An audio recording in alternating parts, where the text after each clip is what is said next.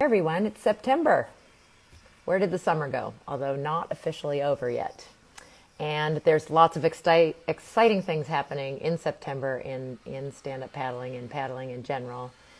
Today, thanks to Supconnect for letting us host this Thursday chat, I get to go international. And wow, we're going to be talking about a lot of different countries because this young man has lived and played and raced all over the world. Super excited to talk with Daniel Hasulyo, originally from Hungary, but I'm not even going to list all the countries.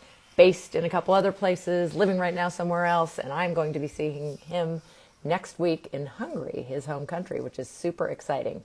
So again, Kristen Thomas, I get to do these every week. They're recorded immediately afterwards if any of your friends missed them and are on Supconnect's IGTV. They then are transferred over to our YouTube channels, both Supconnect's and mine, KT Outside. I am going to look and see if we have Daniel here. Thank you everyone for joining us. Sup Budapest. Wonderful. And there's Daniel. He is there, and we're going to invite him on because we have so much to talk about.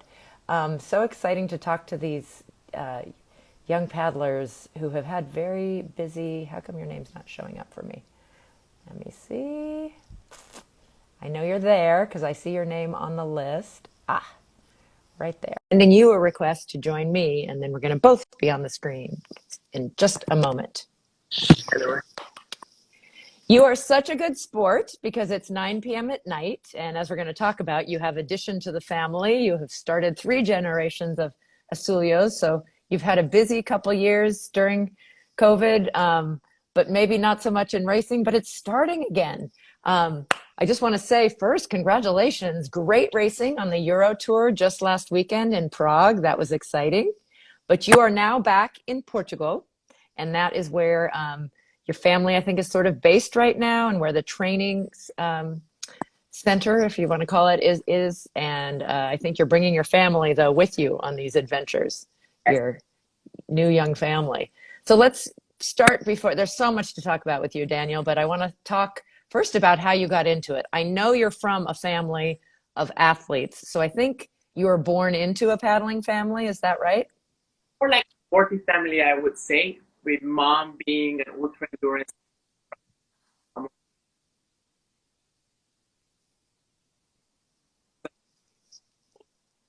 Early Unfortunately, you're cutting out just a little bit. Let's see if we can. now. Oh, there we go. I heard you. So you're saying your mom? Yes, so mom is a marathon runner, and dad used to be a soccer player. And they had both Bruno and me at a quite early age. Part of their activity. I do have memories of racing around the athletic track and in different places, or going out in the woods with mom and like places. What I heard and I remember very early, bicycle around like 2, 3 years old. So we went into that sporty lifestyle quite early. And then if you ask how it all started, it probably started from windsurfing actually. Windsurfing. Windsurfing was the sport, and I definitely think that my dad was one of the pioneer windsurfers in Hungary back in the 80s when the whole thing just started to come in, and it was really seen as one of the cool sports. And I remember that I got my first rig when I was about 11, and at the age of 14, Starboard launched the Pro Kids program along with the Saragossa brothers. There, I remember actually we were on the same team on a completely different sport, all kids running around, and I do have memories of meeting Connor in Bonaire in 2000. That was very, very like long time ago. I was I think 15 or 16 back. So actually started having conversation when Starboard decided to include my family and myself into the 50%. And it was maybe in late 2000, like maybe like before 2010, that we were on a windsurfing trip at the snow reaches for the whole 2 months of the summer.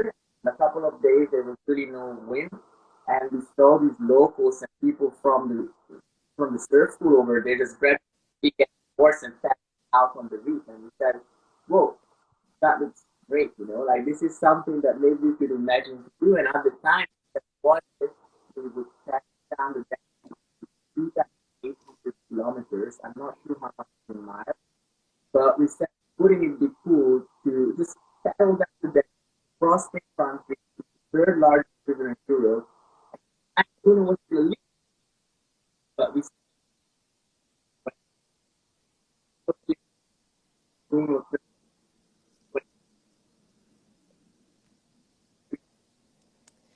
I'm losing you a little bit, your connection, and I'm not sure why it's cutting out, but you were telling a fantastic story, and I'm getting most of it about how I had no idea that you got into windsurfing, and Starboard and Connor, you knew them all before stand-up. That's amazing. You were just talking about the longest river. I'm not sure it's almost like someone else is also on the line. no, I don't think, I'm not sure. Can you hear me better now? Yeah. I just turned my phone a little bit, so I'm not sure. Oh, that's good. Did you take off? Sometimes AirPods maybe don't work, somebody is saying. Can you hear me now? I think maybe it's a lot. Yes, much better. Thank you. Very good. Yes. Okay. So you were talking about a story of seeing it and just saying, wow. And you were on a river. What river was it? In Mauritius. So we were like in the African region windsurfing, and it was not even still on our radar, but we saw this sport and we thought, wouldn't it be cool to paddle a super long distance, 2,800 kilometers down the third largest river of passing 10 countries from the Black Forest, which is Germany, all the way to the Black Sea in Romania, and cutting all across Central and Eastern Europe. And well, we had this kind of tics within the family, so Dad didn't mind to do long distance. Bruno was, yeah, just let's do it. So we reached out to Swan, and Swan said that we are crazy. He was like, a lot of stretching, you look pretty skinny for it, but here's 3 boards, go on the mission. And that was actually 2 years later. We had to wait for Bruno to turn a little bit older. And in 2011, which is funny enough, actually right during the World Championship in Hungary, we're going to celebrate the 10-year anniversary of our arrival to the Black Sea. So at the time in 2011, this was not recorded, but it was the longest paddling distance ever made before in a stand-up paddleboard. So we made a mini world record, which was not recognized by Guinness World Record, but within our community of stand-up paddlers, it was a great achievement. And that's how it all started. So that was back in 2011. Then we put the gear a little bit still aside because I had to go back to university. We had some life happenings. And then it was in 2014-15 that we really saw like the first Watermelon League competitions coming alive. And Tristan had these crazy competitions in Fehmarn and in different places. And we said, this, you know, like we're not going to be competitive too much with surfing anymore because all the PWA friends just took on a completely different planet and on level of double tricks, triple tricks. The whole competition was just a little bit too much. And but stand-up paddling was all the way there. And we said, hey, wait a second. We have good coordination on the board. Mom knows exactly how to prepare the best possible way for being an ultra endurance athlete. We are in our early 20s. We are in a good moment to jump professional sport, and we are not overtrained when we are young. So let's do this. Like, it's all happening. So we rode back to Swan. He obviously like kept the family alive, and he was really happy to send us some boards. And I remember the first time in 2014 we went to Fehmarn. We were still living in Italy, in Florence. So imagine we paddled on the River Arno under the Uffizi Palace and Ponte Vecchio, all these beautiful sceneries, but it was really off. Like Bruno and I thought that we would go to Fehmarn and smash it. And the reality was we got lost, like dead lost. We actually didn't got lost because there was a German rider who withdrew from the race. Like Thailand was still there, Zane, like all the first generation from paddlers were actually there. And we had no idea how to paddle in the sea. We only paddled in rivers before. So like we got hit by this heavy headwind and like it was really intense. And like it was a big slap in the face from reality in a way where we knew that we were physically very fit, but our skin. And that was the moment with the decided that I want to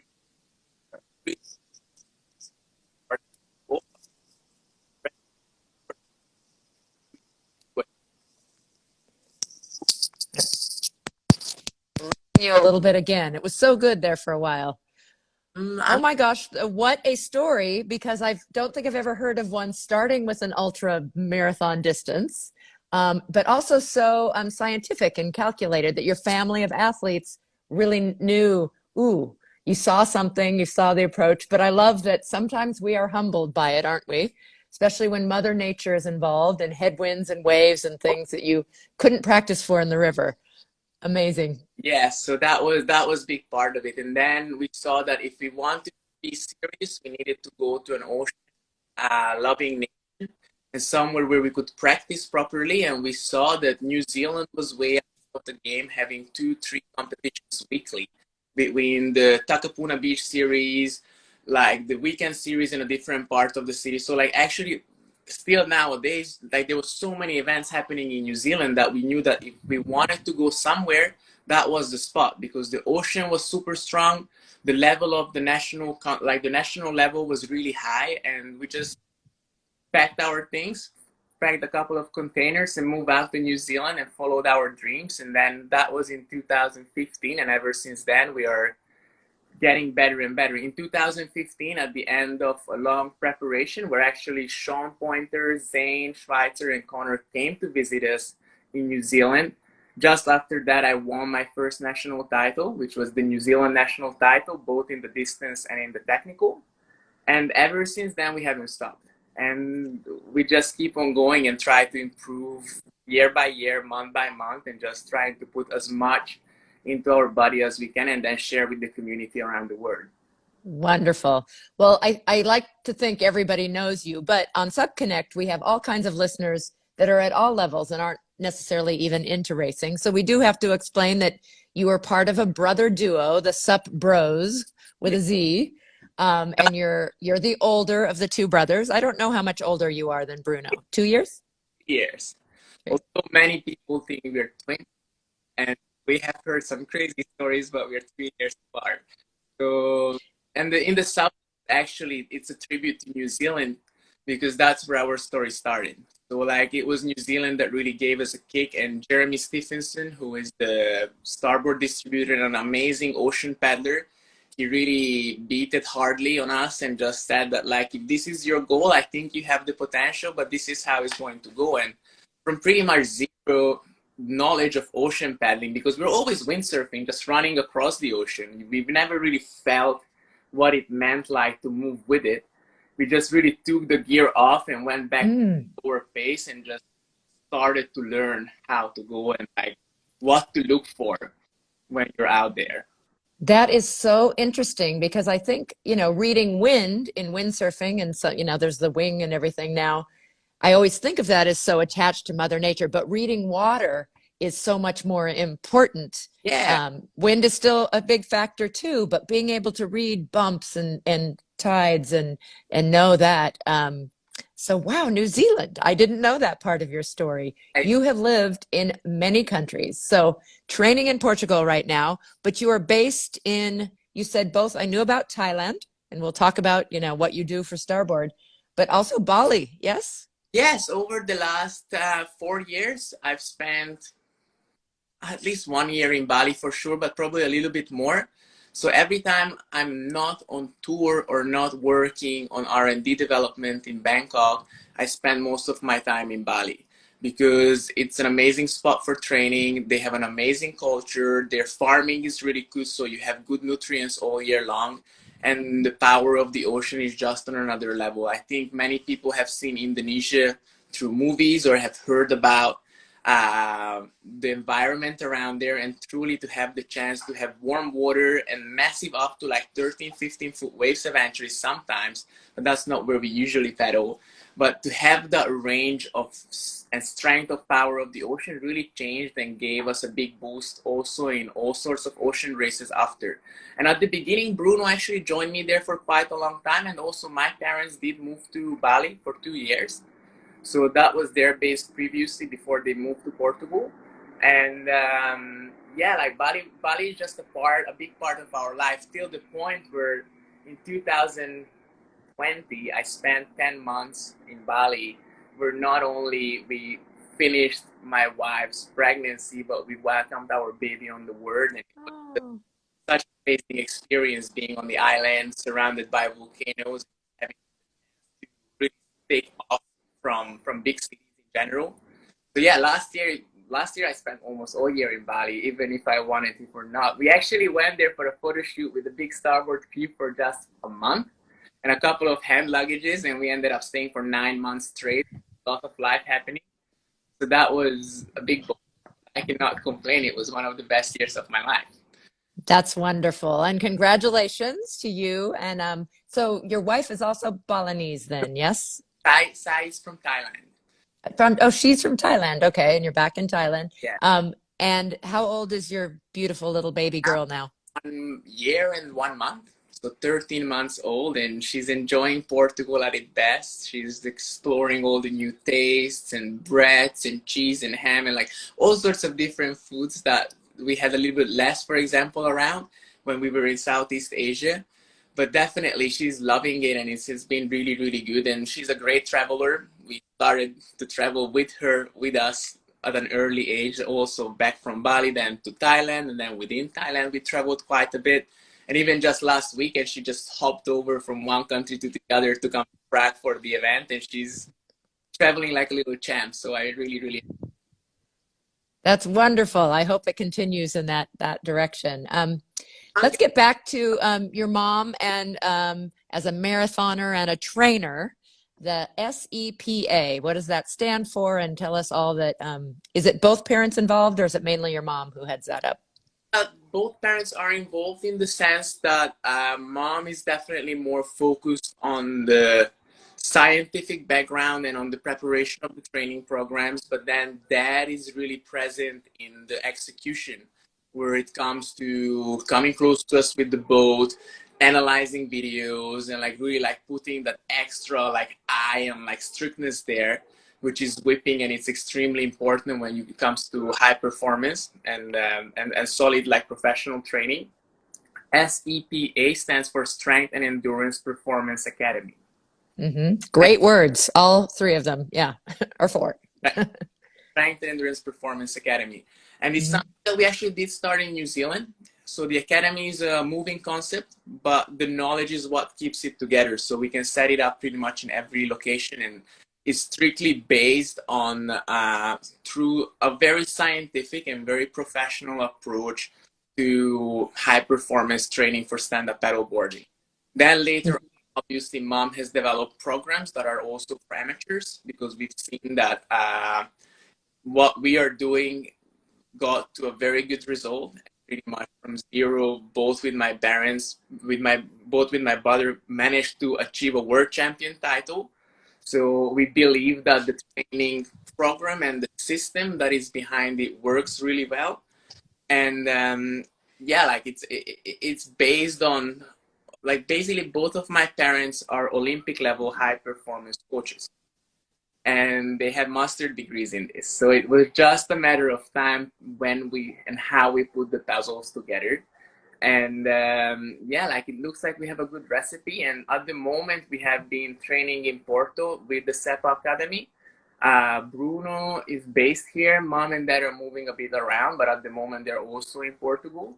So it's been a really, really good time to actually, after almost 2 years not seeing them, being able to come back here and actually join forces and train together. And just right now, before the most important race of the year, being able again to push the gears together and just get up to that solid performance that we want to represent.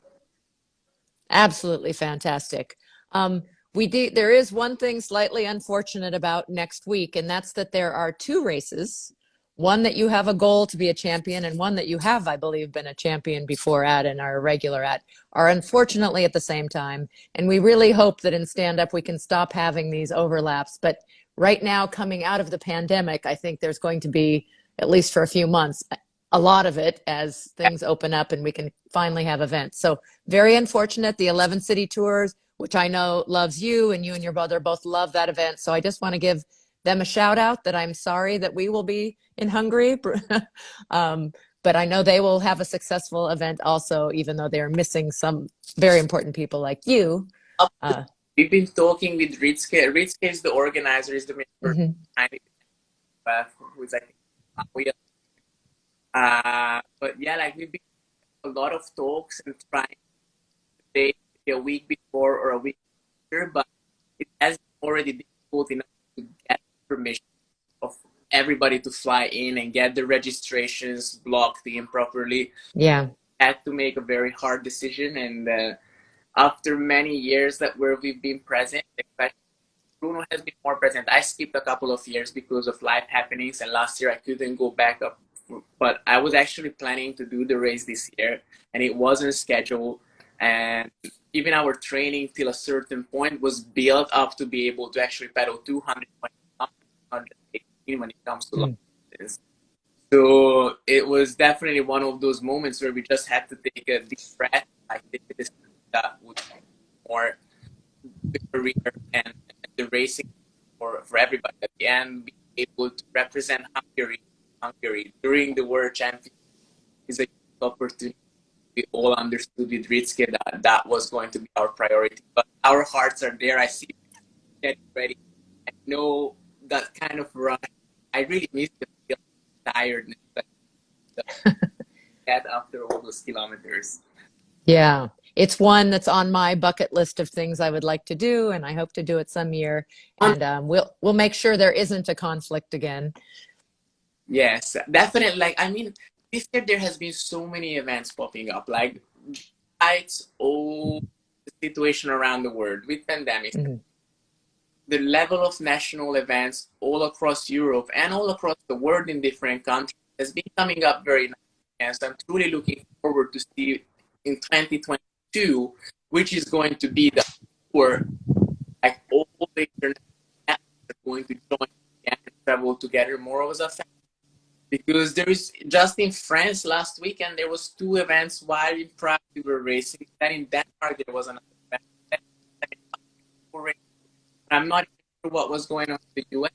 Like, there's so many events happening now for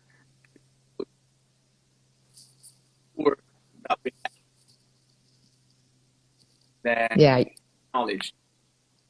Yeah, a little bit of cutout, but heard most of that. And yes, we're having some duplication. Unfortunately, with this another surge in the pandemic, some again might be canceled, but hopefully, like you said, 2022, let's find that master calendar so everybody can know what's going on and we can stop having these events on top of each other. But that being said, and our shout out to 11 cities, I wanted to do that. Very excited about next week and the ICF World Championships for stand-up paddling in a country, your country, Hungary, that has such a deep knowledge of paddling and such a history. So the HOC, the Hungarians that are there hosting, very excited about all the hard work that they have done. It has been a thrill to be a part of a team that's a mix of ICF and stand-up paddle people who don't come from ICF. They have been open to learning, we're learning from each other and working on, you're used to that as a top racer. There's some different things in different places and our rules are not all aligned, but it's an exciting time coming out of the pandemic. And we've talked about it. There's more people paddling all over the world because so many people discovered the outdoors. I know you're a big nature lover. So that healthy outdoor living has been on the increase from what I've heard almost everywhere. And sorry for interrupting you in that thought for a second, but we have seen even from an industry point of view that the sales of inflatable boards went up the sky. Many national distributors ran out of boards. And I see, especially even here in Europe, there's so much selection and so many people that are not really doing the sport because of the same reason we do the sport. But at the end, they do the sport for the same reason because they enjoy outdoors and nature. And at the end, I feel that that sense of freedom that you can get on the water is what unifies all of us. And seeing more and more people grabbing the paddle board just like as if it was a bicycle to enjoy the outdoors, it's an amazing achievement. And for us, from an athlete point of view, to be able to be part of this wave is just a really good feeling that fills your heart with gratitude, because what we have been doing for all these years before is now starting to really create a fruit that hopefully one day we can all enjoy even more together. Yes, yes. And I think we will see a growth in our piece of that, the racing from all of these. And I don't know if you know, in the US, inflatables were not that popular and now have become very popular as this new wave of people who maybe don't have the car to transport a hardboard, or they don't have space to store it, have come to paddling. And when it comes to, for example, competition, a very unique and amazing feature of the ICF event in Hungary this year will be that actually is a world championship for all categories. So amateurs and pro will have to compete for title. And there will be a massive group that will open board or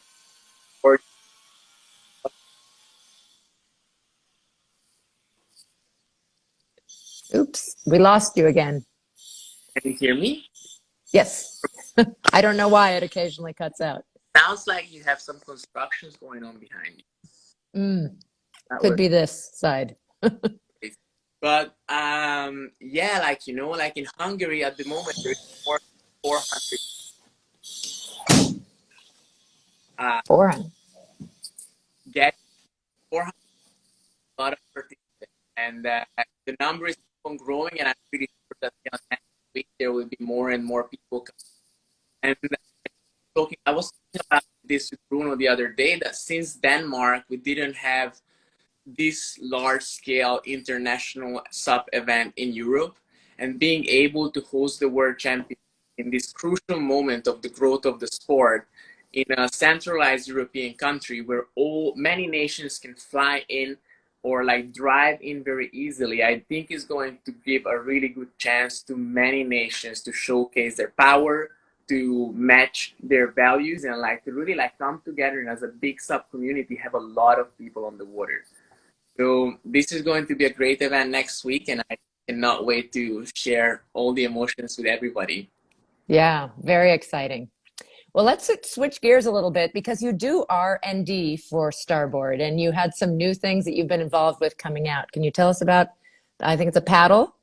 The paddle is something that I can talk about quite a bit. The boards is something that we have to wait another till we get and get everything sorted out. But yeah, like for me, working with R&D and actually being based in Thailand for that has been a big part of my life, and it's been now 5 years that I've been following closely the development of the race boards, and then from there also the development of the racing paddles, and then all the paddles, and then other boards as well. And then now some parts, when we have some free time, we work on wing foiling and foiling as well, but mostly the focus is on the R&D of the race development program and of those pieces of high performance paddling that are necessary to become a top athlete. So a really proud piece that we have been working on is the new S30 super stiff shaft Lima, which is a performance paddle, or it's made for people that are very large in size and have a lot of power in their hand. And these new paddles that we've been developing have a really personalized stiffness. So depending on which kind of paddling you want to use it for, you can for sure find the thing that fits you the best and fits you the best, and it will make you feel at ease. So in terms of paddle, now we have a very nice set. In terms of boards, we do come with a couple of new toys. I think if you had the chance to have a couple of previews here and there, you might have seen bits and pieces. But the official launch racing here is going to be next week in Hungary.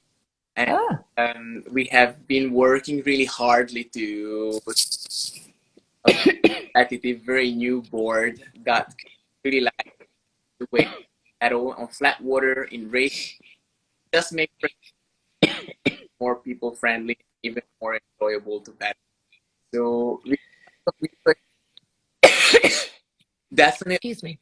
next week, let's keep an eye on the screen around on the lake in Balaton, just come over to the Starboard tent and see what we're coming up with. We are going to try. So I just cannot wait to share more. I'm tied down. Ah, So if this conversation was next week, I could say more about them. well, thank you. That's exciting. I didn't know you were launching things next week. Maui is saying hi to you from Germany, or maybe he's in Hungary already. I don't know. Wonderful. We look forward to seeing you again too. Yes. So you have been where you live now in Thailand, Bali, one of the most active people in that area. Do you see it growing is stand-up paddle growing in Asia, Southeast Asia?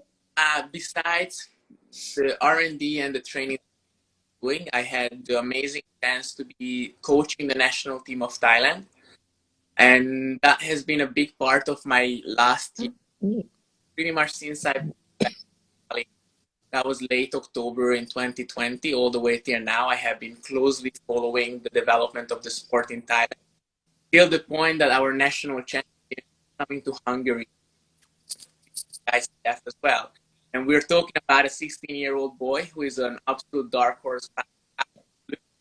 And Plume, over the years, has done an incredible development of skills and of power, and he has beaten all the adults as well in every category.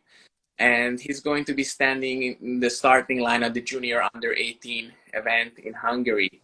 And he's coming with the whole crew, but just the really top of it. In general, in Thailand, for example, there has been a big boom of the sport where like monthly there would be events if they have not been canceled. But even with some of the cancellations, people would just go out and paddle a lot more, and they're really into it. And there is bigger and bigger numbers, so it's easy to have like an event with 80 to 100, 120 people getting down to the water. And that's all, like now, especially last year, without being able to travel, it was all Thai participants.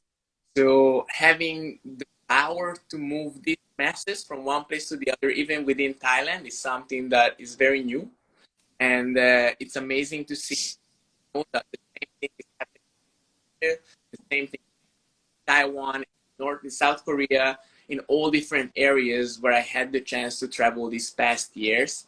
And I definitely think that also moving the work the previous years was a very good move, because I'm connected to the Chinese sub community, and I do know that their numbers are incredibly growing high. So between all the big Asian nations and the people that we knew before, maybe from Japan and China, now urge amount of paddlers coming from Malaysia, from Indonesia, from Thailand, from Burma as well. We have good connections. Like there is, the sport is very much alive, and it's growing numbers, and it's really exciting to see. And for me, it's also very exciting to be a part of this development. I just really feel useful and helpful in a place where stand-up paddling is really growing from zero to the sky. Well, that's wonderful. I had no idea you were coaching in Thailand and about that growth. And that's fantastic to hear. Now, as you said, just connecting and helping with that movement between nations. And that's how spectacular that you're going to have some of your team members there next week for the events in Hungary. Like what I feel, and it's really good, you know, like when we went to Starboard in 2014 and we got dead last because we never paddled on the ocean. Now, I wish somebody told us the things that I'm telling to a lot of my friends around in these countries, you know. And I know, like, even during the national championship, which was in April, we went down to Phuket, and like I set a course for the long distance that was challenging. That was like full on going out to the open ocean. There was some shore break coming in. There was some massive carnage because some of the participants have never went to those conditions. And I really felt that that was a great push to the sport forward, because then all those people checked their pictures. There was all sorts of rumors around, but then they went to see the events in America. They went to see the APP events. They went to see what a stand-up paddling race is looking like in France. And they were like, oh, you can do this too, you know, like this is actually normal. And now, like, I see a lot of people getting out there, and actually SUP surfing is having a great boom in Thailand, especially with all the surf skate, SUP surf, and surfing sports getting a really solid push. So definitely I feel that from here to the next 5 years, there will be more and more events and more paddlers coming from the Southeast Asia. Wow, that's fantastic. And I have to say it's great that you are sharing that with them from the beginning, because I so admire people like you and your brother who didn't start off with surfing, because as you know, a lot of your fellow competitors are lifelong. They've been at the ocean their entire lives. Yeah. And that is it shouldn't be a requirement, but boy, it's helpful, isn't it, for all kinds of paddling. Think that you can be a top athlete if you don't know how to surf. Like maybe, and this is something we talked about with Matt a couple of days ago on Total Sup, like you can be a great sprinter and sprint 200 meters in the fastest way possible in a straight line, and you will be the fastest stand-up paddler, but it's not going to make you win a race like Carolina Cup, or even just a distance race, an 18-kilometer out on the lake, where you start some movement and you have to know how to push the board, how to read the water, and all those little things that are actually coming from a surfing background. So I feel that connection between the sports and being a paddling sport, but being also a surfing sport, you cannot just not consider it. You have to put it together, and that's how you're going to go forward. And that's really what we learned when we went there in 2014-15 with Bruno. And yes, that's how we move forward.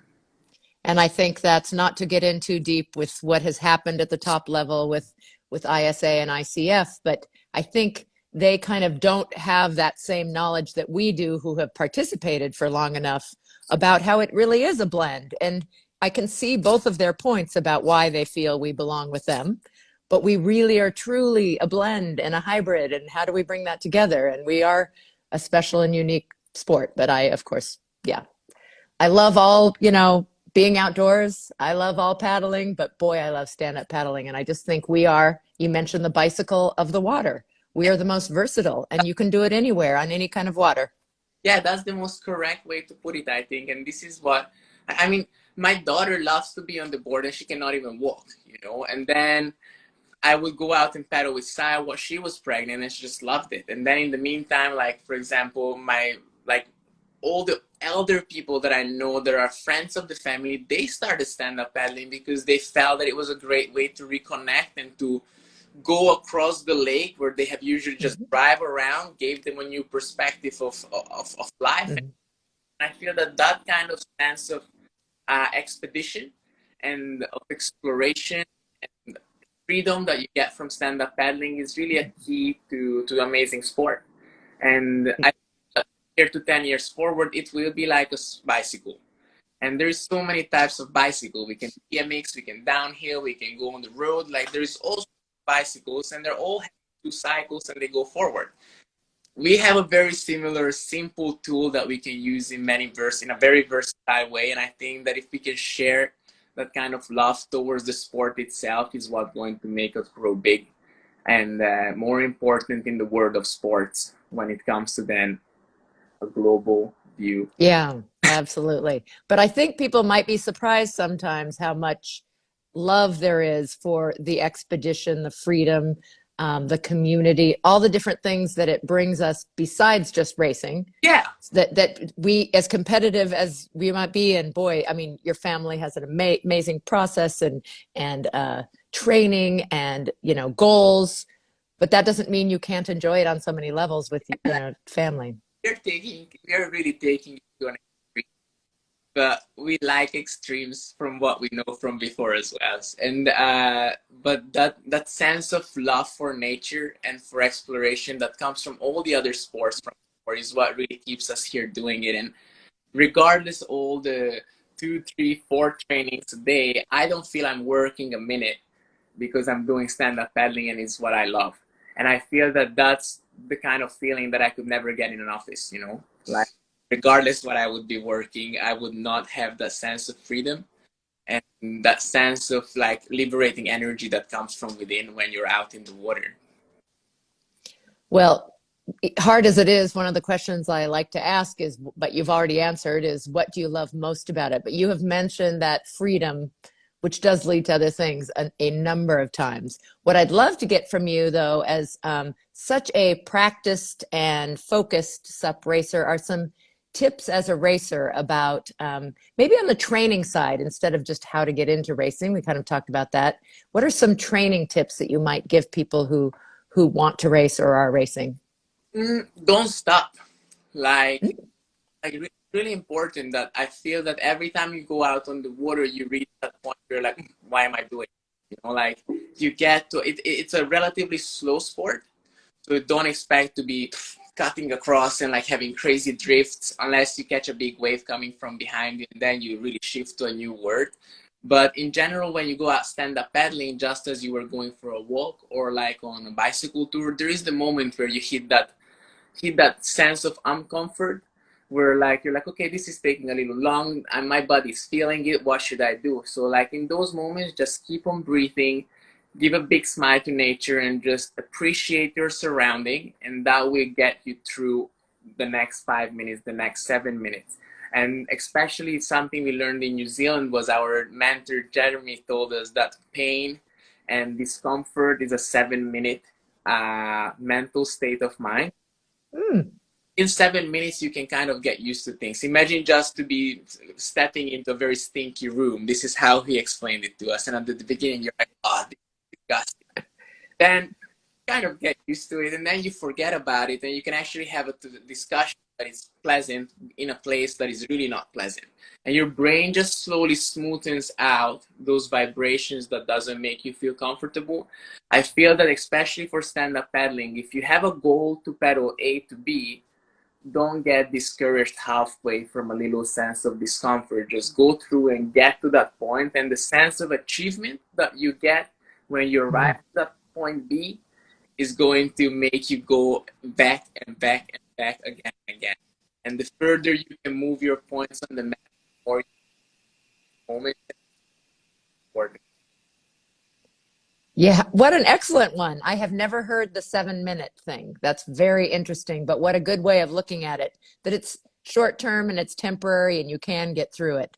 A friend, Morgan Hoistry, calls it sometimes that voice in your head. She has a name for him, you know, that's the kind of the negative that's telling you that you have to, I like what you said, smile, remember you're in nature, and get through those 7 minutes. Fast, you forget about it pretty quickly. Yeah. And that being proud of what you have done gets you to come back. Excellent. That's what brings you out there and just really gets you got back going at it. And if you think of running, and so many people run around the world, why do we run? There's no physical explanations. Why do we run? And we put out these, we just keep on going. Stand-up paddling is exactly the same, but it's a bit more different in the surroundings. And if you get into the sporty part where you actually want to achieve kilometers, like go for a 40-minute paddle and not less. Like don't go for a 20-minute paddle and then feel that you paddled, because that might not be giving you the right expectations. But if you just want to jump on the water with your family, watching the sunset or playing on the beach, then stand-up paddling is also there, and then you can go for a really short paddle and still have an amazing fun time. But if you go for sport, just do sport and go and enjoy it, you know, and that's the most important part. Like be out there and just don't stop. Don't stop. I love that. That's great, great advice. So you've had a lot of successes, and it may feel like a long time, but really 2014, 15 to now is not. And our sport is still very, very young. But tell me about some highlight races. I mean, you already had been quite the world traveler, but has it been places you've gone to, the races? Is it your success? Is it community? What are some ones that really pop into your mind? Definitely, I could, like, for me, you know, coming from the US was one of those places that will always stay close to our heart. And I feel that that's something that works both for me and for Bruno. I remember the first time I went to PPG, which was the Pacific Paddle Games, that was the Salt Creek edition. Oh. It was actually called Battle of the Paddle still, I think. Yes. Mm-hmm. That was the last Battle of the Paddle. And for me, coming into the sport new, the name of the Battle of the Paddle was something, again, so historical and so legendary that, like, the first time I actually arrived to Salt Creek, I did not believe my eyes. And I didn't do any good. Like, I did not finish any good, but it was the first time I actually took a race board into the waves and get smashed and, like, just, it was real. And then I saw what Connor was doing on the first buoy turn. I didn't know how he would get to that level, and it gave me so much motivation to keep pushing myself. So that in 2016, Salt Creek was one of those events that was really a milestone in terms of knowledge and eye-opening experience. Then I think in 2017 was the years, but the national title in New Zealand was really important. That was my first professional. And ever since then, I never felt that I want to stop. And I think being able to set a goal and achieve it made, like, really build something within me that then helped to set more goals and work for them really hard and get to it and try to achieve it regardless how long it takes and how much work you need to put into it. And then ever since then, we've been chasing world titles and better results in big international races. Actually, last year, 2019, being able to finish top podium with Michael and Bruno in Carolina, that was, again, a big race, because actually we're not only good, and that we're not only good in Europe or in Asia, but we met the US as well. Yeah. Those things were like, okay, that's another big stage where we put our name down a little bit more. Yes. I feel that I'm missing a Carolina Cup win, and I'm really looking forward to get back to that, for example, because it just keeps on putting my mind into that happiness and into that, like, motivational place where I want to be and achieve things. So and will you be able to do that this year in 2 months? Will you be coming out for Carolina Cup? We're looking at the options. At the moment, it looks like Europeans might be banned from traveling to the US. But maybe there's a little door through traveling from somewhere else. So definitely I'm talking now with a couple of people around the world and see if we can make it work. I would love to. But if not this year, next year for sure. Yeah. Yeah. So, I think it's very interesting that you say you're distance and technical, because most of you in SUP racing have been asked to do, and you mentioned there's so many different kinds of racing, just like there's different types of paddling.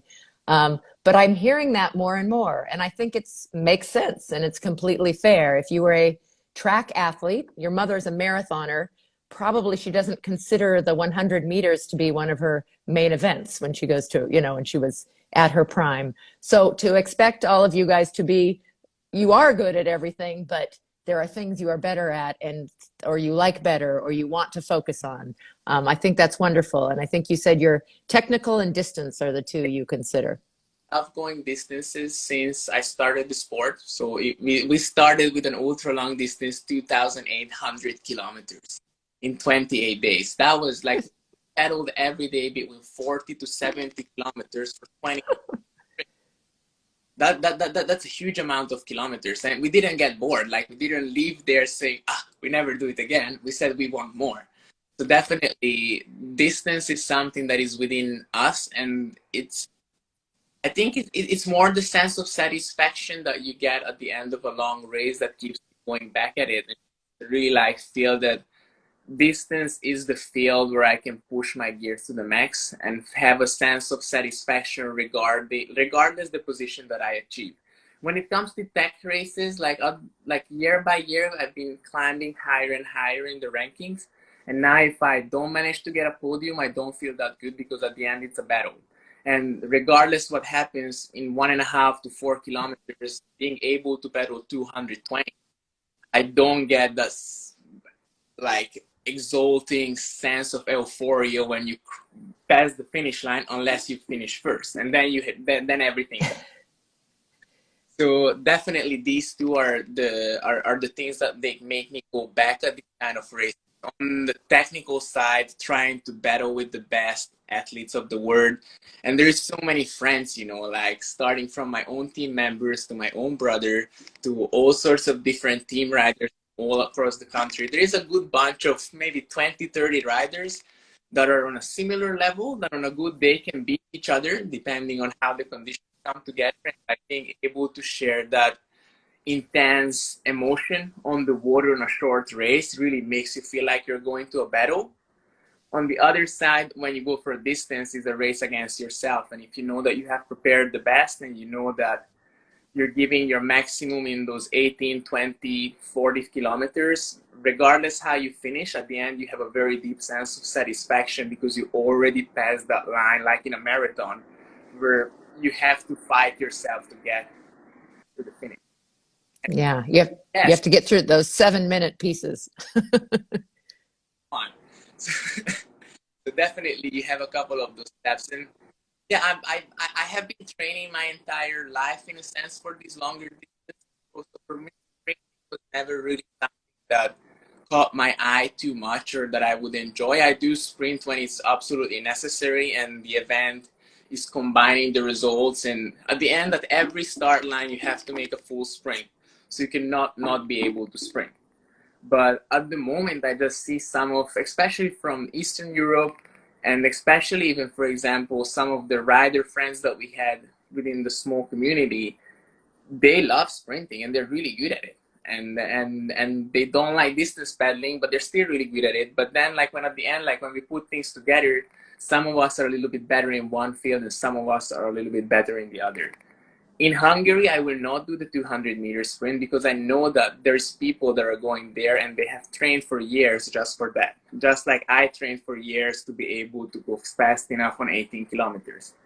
The tech race is somewhere in between, where like you can still, like with your training that you have done for one or the other, go to the tech race and just show off and try to do your best.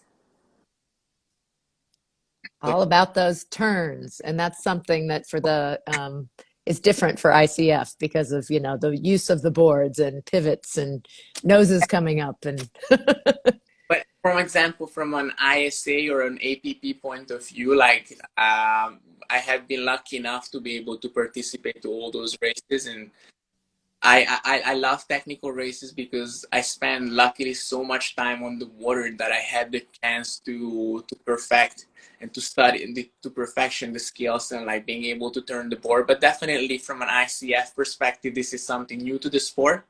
And I know that they're really excited about it. And I also know that the finals of the tech race is going to be national television live, pushed for everybody to see, because it's one of those moments where you really showcase the sport and show the potential of every aspect and the side of the board from every angle, depending if you stay on it or not. Like it's really one of the things where you have a good idea of what racing is like.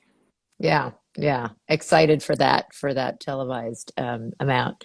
So you've traveled a lot. Are there places you still haven't been or new experiences in paddling? I've been to many places, that's for sure. If I think back of where I have not been, I have not really visited the northern part of Europe and colder countries. So Norway, Sweden, Finland, Iceland, Canada, and the northern part of the US is also something that is really missing. So I know that for the last 7 years, I really focused on being close to the water. But from our background coming from Hungary, we actually love snow and the cold as well. So to me, like to be able to organize a nice snowboarding trip somewhere in the near future of a couple of years is something I really do look forward to. And I cannot wait. Definitely South America is also one of those places where I had the chance to travel to Mexico. I had the chance to go to Brazil. I've been to the Caribbean island, but I haven't really went down south and like visited beautiful parts of South America that are still on the radar. So that's something that is missing. But I feel lucky that we're living in the times where like we can actually travel a lot easier than 50 years ago.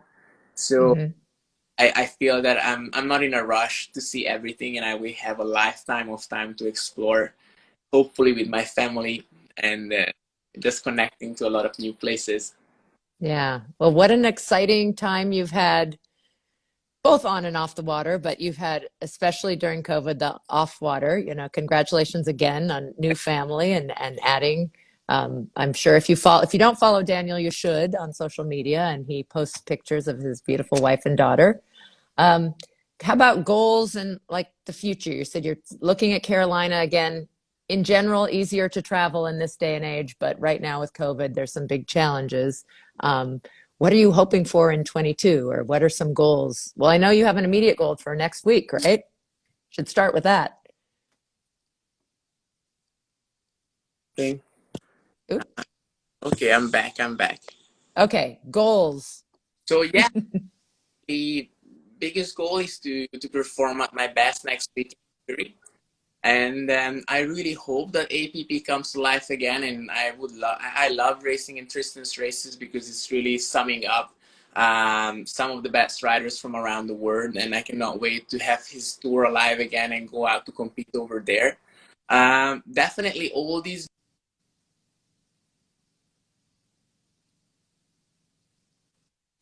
One second. I'm going to grab a charger. I will be back in a second. Phone chargers, those are important. Well, we have kept, Daniel, so much great information and such stories of himself and his family and all that they have done. Remember, there's also, everyone who's listening, there's a Facebook group. He did send some pictures, and we don't put pictures up on this live, but of his family and such. So I'll add those, and I still need to add Mike's from last week, because so much life to many of these paddlers that we're talking to. Thank you for the hellos. Oops. There he is. Back at it. Well, there's some thank yous and some hellos and different people. A booth. I'm not sure who JP is, and Adam. That's Michael's dad. Hi, Greg. Oh. Hey, Greg. Yes, good friend. Yeah, well, and that's a special part of this community too. You guys may be at battle on the water, but boy, what a great camaraderie we see with all of you off the water. Yeah, it is definitely one of those moving families that you build across the years from one place to the other. Like, if you think about it, many of us started as teenagers and now we're sharing lives in a completely different way. And I just had a couple of months ago a funny talk with Connor about how we know each other since we're 11 or 12 years old, and now like we're talking about diaper changing and like different things. So it's definitely something that is coming along. Just life in general, you know, like I feel that every community has its own way of growing, and our community grows in its own organic way. The only thing is just we jump around the world and we see each other in competitions, and then eventually we go and visit each other when in our days off and time off. But definitely we grow together. So yeah, like there is a very solid competition and a very solid battle.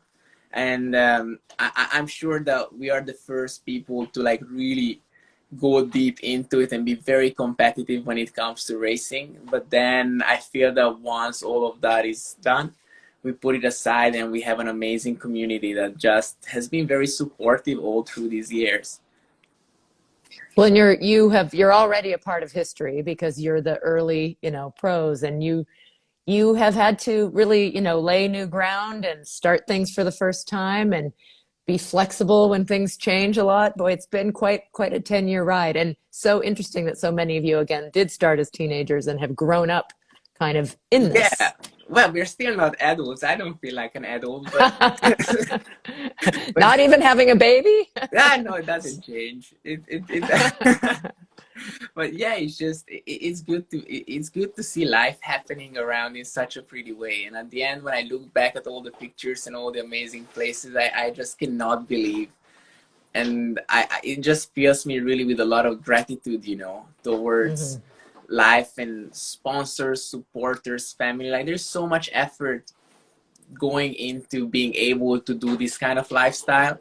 And many times people forget and they just think that, yeah, it comes all automatically. You just jump on a plane and like you're here, you're there. But actually there's always somebody waiting you at the airport and somebody dropping you off. And all those little bits and pieces are so important to really make you feel comfortable and loved within the community. So that's amazing. And that just doesn't come by itself. And it wouldn't be this kind of lifestyle without the people that make it. And we're not doing it alone. Like we all have a very solid team and family around. Absolutely. Well, gratitude to you, Daniel, for your time for a full hour already. How did that go by so quickly? Yeah, I cannot even, like, I didn't know. And especially appreciate because you are on the other side of the world and it's challenging to do this in the evening It with the got family and dark. everything. It looks beautiful out there. Yeah, this is the Duoro River in Portugal. Oh, It's beautiful. It's a challenging river. It's not one of those little boring one. It flows really heavily. And if you imagine Nazaré, this is the same ocean, the same coast that gets hit every now and then. So sometimes the river is flowing backwards up to like 20 kilometers. Because Really? tide pushing, and it doesn't make any sense. Like once you go down to paddle here, like you have to reimagine the river because it's flowing left and right depending on the tide, and it goes really, really strong. That's But wild. yeah, like here in Porto, it has been a really amazing time. Good weather, a little bit colder than Thailand. I had to get used to it. We froze properly, like in 15 degrees at the beginning because we're not used to it. But yeah, like it's been really nice to be training in Porto. I love it. Wonderful. Great. Well, I get to see you next week. I'm really When are looking you forward flying to that. I fly in. I leave here Sunday, the U.S. Monday. All I'll right. be there Monday. Good. Yeah, we're gonna arrive to the lake on Tuesday afternoon. So from Tuesday we'll be there. I know Fiona is there already. Connor just landed. Michael is coming in soon as well. That's from the Starboard side. But yeah, like we're flying in on Tuesday, and then from there onwards we'll be around. Wonderful. Look forward to seeing you then. Thank you. And thank you everyone who's listening. Remember, this is recorded and it does end up on YouTube, so you can send other people to learn from Daniel, his stories and his great tips and everything. Thank you again and see you soon. Christine, see you soon. Bye. Bye bye.